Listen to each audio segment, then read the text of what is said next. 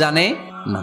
ইহুদিরা এসে হাজির, মুহাম্মদ আমরা কালিমা পড়ে মুসলমান হব। আল্লাহ রাসূল তো মহা খুশি, তবে শর্ত আছে। কি শর্ত? 3টা প্রশ্নের উত্তর দিতে পারলে লাইন ধরে আমরা সব কালিমা পড়ে ফেলবো। কোন 3টা প্রশ্ন বলো? মুহাম্মদ বলো তো রুহু কারে বলে? আসহাবে কাহাফ সম্পর্কে কি জানো? 3 নাম্বার প্রশ্ন, মান হুয়া যুলকারনাইন, যুলকারনাইন সম্পর্কে কি জানো বলো।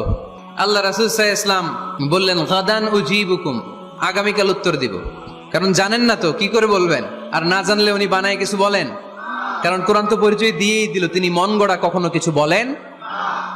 আগামীকাল উত্তর দিব।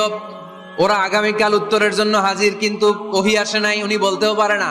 বিশ্বনবী আবার বললেন গদান উজিবুকুম, আগামীকাল দেব।